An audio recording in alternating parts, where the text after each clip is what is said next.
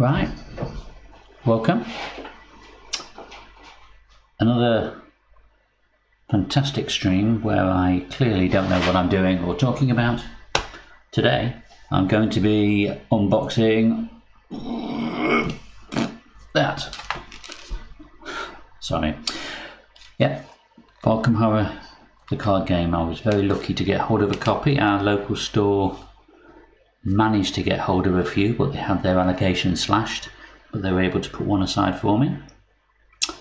If I'm honest, I probably wouldn't have bought it if I hadn't heard how scarce it was going to be. Apparently this is a single print run and it won't be revisited. So what we have is an evolution of an April Fool's joke.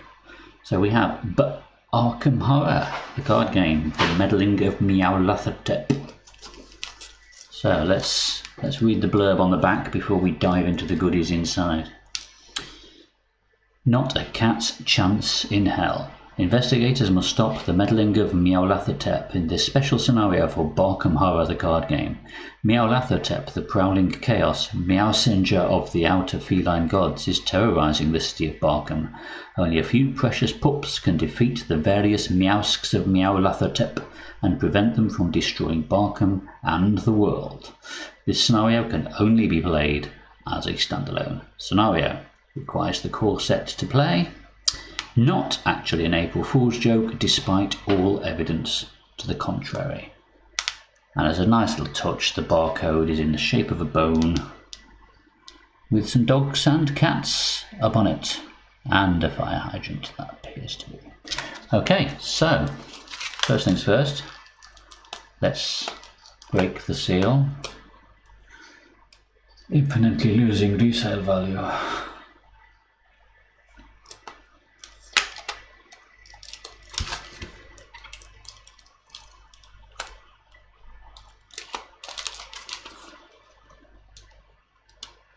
Joys of live streaming is you can see me struggling with basic plastic packaging.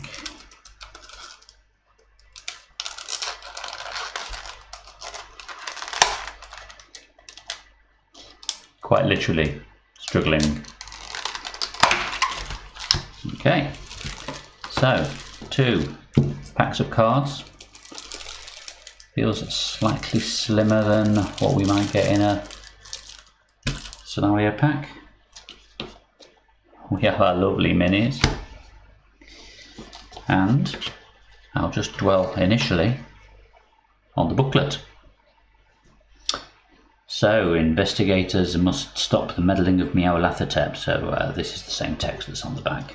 Expansion symbol, of course. It's a doggo's footprint. Barkham Horror is an alternate universe in which the conflict between humanity and the eldritch forces of the mythos take a backseat, and the conflict between dogs and cats takes centre stage. Investigators and player cards included in Barkham Horror expansions cannot be used in traditional Arkham Horror the card game scenarios. Likewise, only investigators from Barkham Horror expansions, no plural there, should be used while playing a Barkham Horror scenario. Other player cards from any Arkham Horror the card game product may be used. So game modes, the Meddling of Meowlathotep can only be played as a standalone scenario. Follow the steps for standalone mode on page 19 of the rules reference. This booklet is the campaign guide. So we've got our easy, standard, hard and expert chaos packs, with our standards going up to a ranging from a +1 to a -4, so fairly typical, 2 skulls and then 1 of each other token. Additional rules of clarifications. There is a repetition of the alert keyword, which is essentially retaliate for evading. Then there is the new term lousy with cats. 6 of the locations in this scenario begin play with a face-down Meowsk enemy beneath them. During this scenario, a location with a face-down encounter card beneath it is lousy with cats. This has no inherent game effect, however some card effects may change depending on whether or not a location is lousy with cats. If the encounter card beneath a location that is lousy with cats enters play or is removed for any reason, that location is no longer lousy with cats. Is that, is lousy with cats an American phrase? It's not something that rolls off the tongue for me. Drink. Sniffing locations. Dogs have a fantastic sense of smell. Kate Winthpup in particular has an ability that allows her to sniff a location. You may wish to use a token such as a resource token or a piece of scrap paper to record which locations you've sniffed. In general, once you sniff a location, it is sniffed for the rest of the game. Okay, so the next section, the Meddling of Meowlathotep, is the introduction to the scenario. I won't read through that for fear of spoilers. We have 7 steps of introduction, followed by the setup, our location placement,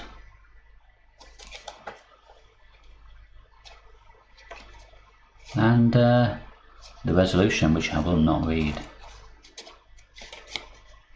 Okay.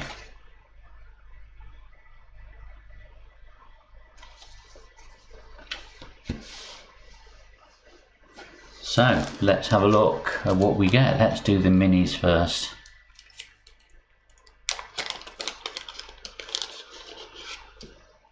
We have our beautiful art of our 4 favourite doggos, 5 doggos.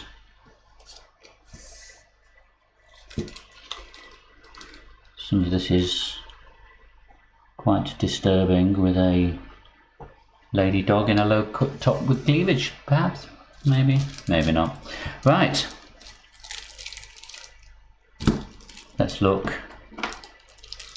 at the investigators, most of which have been released, newsified on the press releases, so we probably know a lot about them already, if you've been paying attention, that is. So, first of all, we have ho ho ho.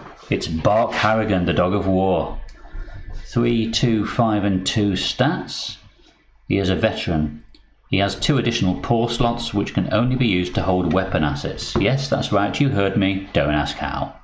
And his elder sign effect is +2, reduce the cost of the next weapon asset you play this round by 2. His deck building, guardian cards level 0 to 5, neutral cards 0 to 5, and weapon cards level 0. Bark Harrigan is the best of the best, trained in paw-to-paw combat and barkmanship. He takes pride in being a protector of humanity, a shield against the feline forces that threaten to invade the world. But will his weapons and skills be enough, or is he all bark and no bite? So, Bark's signature card, how many times am I going to do this, is the Catling gun. Item, weapon, firearm, cost 5 to play, intellect, fight, and wildcard. Bark Harrigan deck only, uses 12 ammo. 2 actions, you can spend 1 to 3 ammo and fight. You get +X fight and deal +X damage, where X is the amount of ammo you spent as part of its cost. And then Bark's treachery, more bark than bite. There's a picture of poor old Bark getting severely tentacled up there. Revelation, put more bark than bite into play in your threat area. You get -3 fight. Bark, bark, bark. Forced, after you defeat an enemy, discard more bark than bite. So your fight gets worse and you're stuck with it until you succeed. So there we have Bark. Bark, bark, bark. Right, Kate Winthpup. Our seeker, the laboratory Labrador, but that photo is not a Labrador. Photo, painting, artwork, whatever the word is. Stats of 3, 4, 1 and 4. Scholar and pup.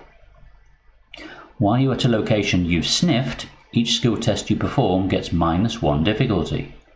And as an action you can sniff your location or a connecting location. This action does not provide attacks of opportunity. That's interesting. So essentially, You can take an action to reduce all of your skill tests at each location or connecting location. And plus the elder sign effect is +0, sniff your location or connecting location. Kate Winthrop. So she can build Seeker 0 to 5, Neutral 0 to 5, and up to 5 level 0 cards that look like they would smell weird. Arkham DB is going to have fun writing the logic for these. One of the brightest in Muscatonic University Obedience School, Kate is an expert in theoretical physics, chemistry and zoology. Thanks to her keen mind and attention to detail, she has concocted a way to defend herself and others from the machinations of cats everywhere. Using her newly constructed feline discombobulator and her keen sense of smell, Kate will sniff out evil and defend Barkham from the forces that dwell in the shadows. So here we go, the very same. The feline discombobulator costs 2 to play. This asset. It looks very much like a electric mouse. I'm not holding this so you can see it very well, am I? Right, the feline discombobulator has a reaction when an enemy would spawn at your location. If that enemy is a cat, looks like a cat, or is some kind of weird cat-person hybrid, exhaust feline discombobulator and automatically evade it. And her weakness, foul odour. Revelation, put foul odour into play in your threat area, and forced, after you perform a skill test at a location you have sniffed, take 1 horror. As an action, discard foul odour and unsniff everything you've sniffed.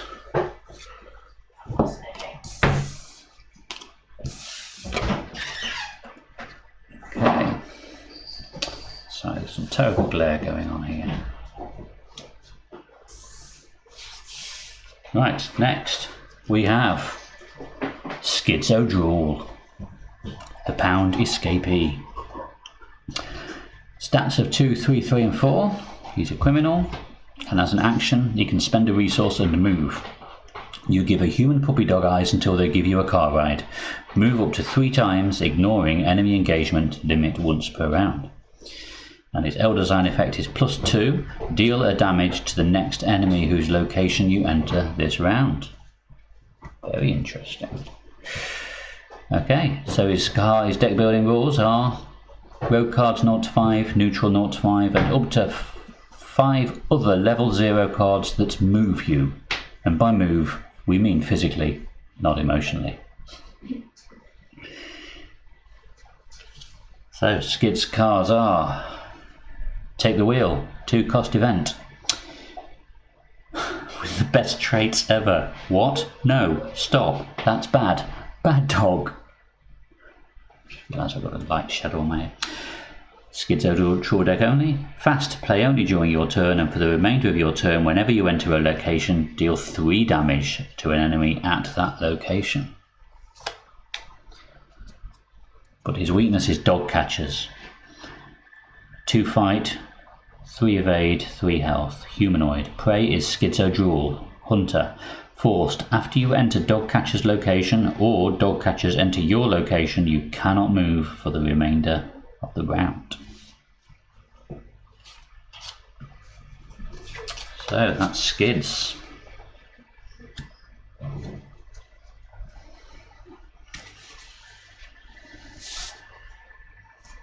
Try and defeat the glare. So that or you can't see anything because I'm recording this at 10:30 at night. Right, next up, Jacqueline Canine, the Paw Reader.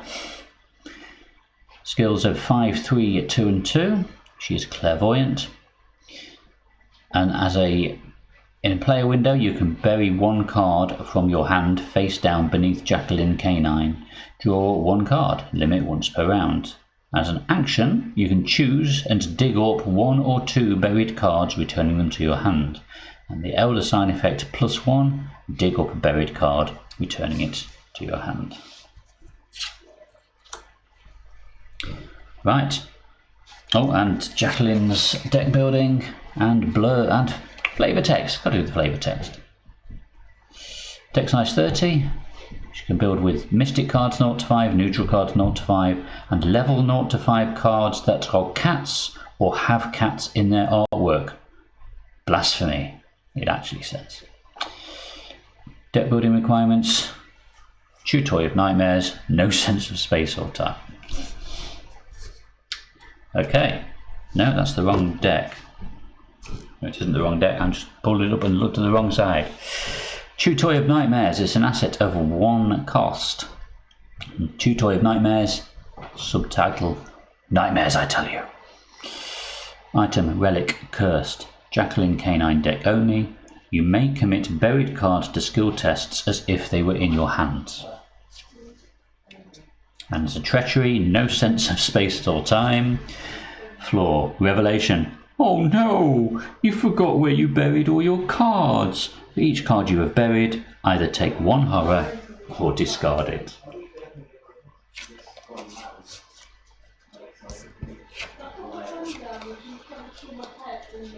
So there we have Jacqueline. And last but not least, the one everyone's been waiting for is Duke. We all play Duke with Ashcan Pete as his ally, don't we? And now we can properly. So Duke, the good boy. Stats of 2, 4, 4, 2. Drifter, you begin the game with Friendly Human in play. As 2 actions, you can beg for more treats. Place 3 treats on Friendly Human. Elder Sign effect +2, place 1 treat on Friendly Human, and after this test ends, ready him. Duke, the good boy, deck building options even. Survivor cards 0 to 5, neutral cards 0 to 5, and up to 5 other level 0 ally cards who are either other dogs or humans who want to pet you.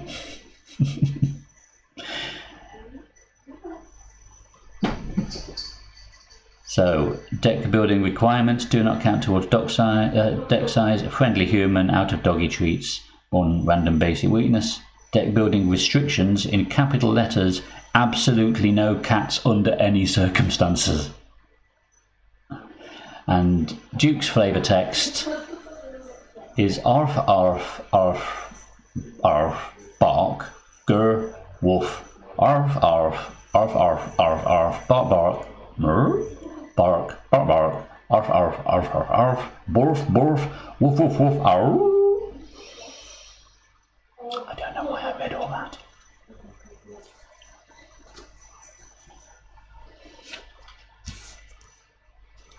Okay, so Friendly Human, we all knew it. Here's Ashcan. Friendly Human, I guess his name is Pete. 2 cost asset, no pips. Duke deck only, uses 5 treats. I suppose it's no pips anyway because you always begin with him in play. As a reaction, after you succeed at a skill test, spend a treat. Good boy. Either heal a damage or a horror, draw a card, gain a resource. Okay. And out of treats, weakness, blunder, revelation, remove all treats from Friendly Human. Flavor text. But I did good. Didn't I do good? I did good, right? Right? Awesome. Right. And now we go through some of the player cards we have. We've got a few before we get to the scenario. So, Guardian. We've got a 3 cost asset, Spiked Collar.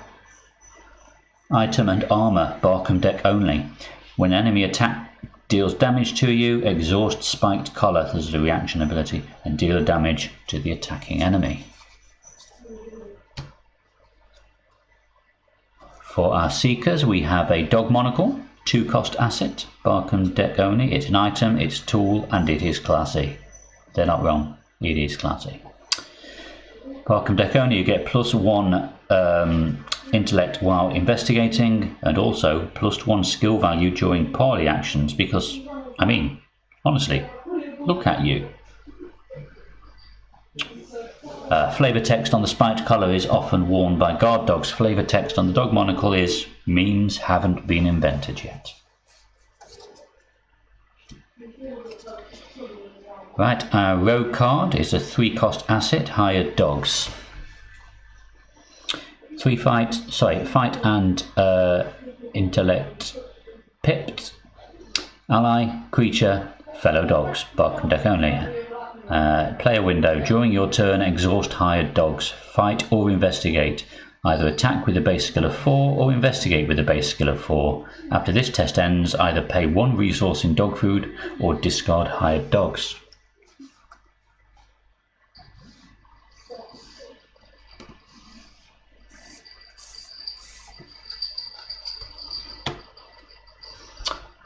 Our Mystic card. It's a 5-cost event. Howl of Clifford. Spell. Barkham deck only. Evade. The enemy chosen for this evasion attempt must be the enemy in play with the highest evade value. This evasion attempt uses willpower instead of fight. If you succeed, automatically evade each non-elite enemy in play. While not strictly an ancient one, Clifford is most definitely a kaiju. Our survivor card is its Old Shoe. It's a 1-cost asset. It is willpower, pip, item, footwear, but not really. Traded.